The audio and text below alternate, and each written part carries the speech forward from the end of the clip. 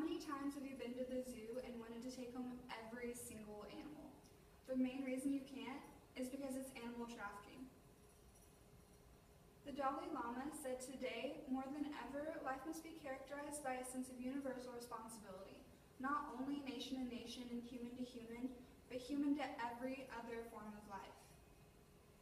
The English Encyclopedia defines animal trafficking as the illegal gathering, transportation, and disbursement of animals and their derivatives. As you can imagine, this is a huge problem because it decreases wild populations and puts a further strain on already endangered species. Poaching happens in the majority of these cases, and an entire family of gibbons can be killed to obtain one baby. And once these animals are captured, they're usually mistreated. They're beaten, they're sedated, and they're drugged. And caretakers do not understand the responsibilities and needs for these wild animals. And these animals, like I said, they're wild, and therefore they're dangerous and extremely unpredictable, and they should not be in the possession of a person. A quick example of this is when Daily Mail reported a recent bust of 144 exotic animals. This included 110 pig-nosed turtles, 4 woodchucks, 21 snakes, 9 geckos. This is a ton.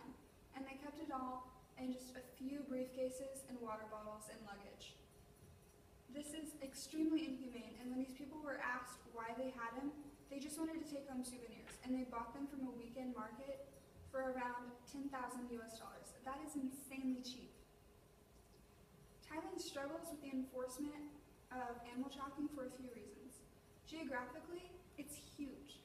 There's just a ton of area in the country. There's a ton of waterways, there's a ton of land. It's just a giant place to try and regulate this law. And it's extremely impoverished. The people struggle every day with poverty, and this is a way of life. This is a way to bring home money. And there's little law enforcement. There's light punishment for offenders. And what little law enforcement they have is usually corrupted because they struggle. Thailand has one of the highest amounts of illegally smuggled animals in the world. When I first read that, I was so astonished. Because in 2011, over $15 million US recovered from Thailand alone. And that's just from illegally smuggled animals.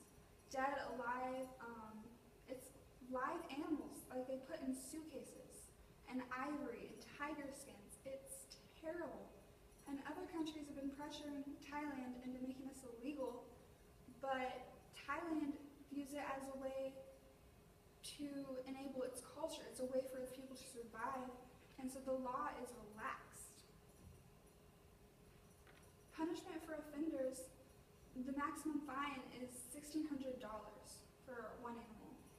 And the animal may be taken away, but there's usually no jail time.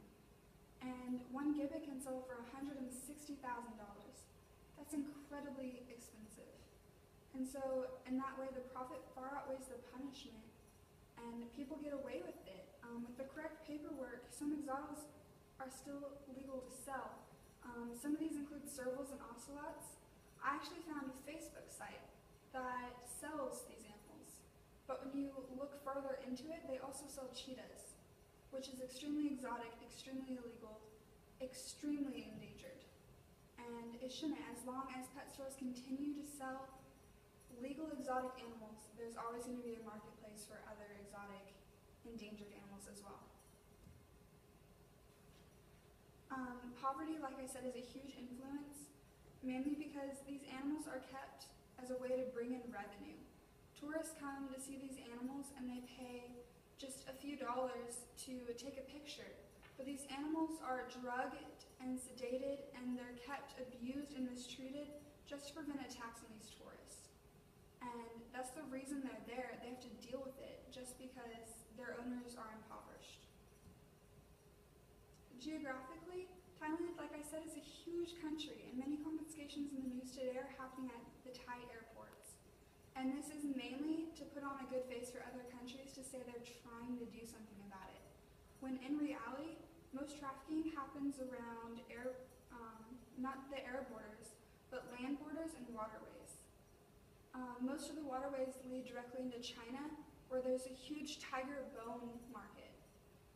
And poverty and little law enforcement just enables this, and people get a free pass to go into other countries.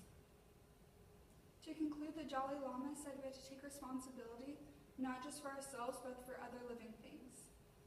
That means we have to take responsibility as the collective human race for our greed. And it's greed that drives animal trafficking. It's a huge problem, not just because the geography and the poverty and the law enforcement, but because human beings as a race are greedy, and this is going to lead to the eradication of wild populations such as cheetahs. And the individual animals that are kept in this trade are beaten and abused when they're sold, and animal trafficking needs to be punished more heavily and consistently, otherwise this will never end. Here's something I work cited, and thank you.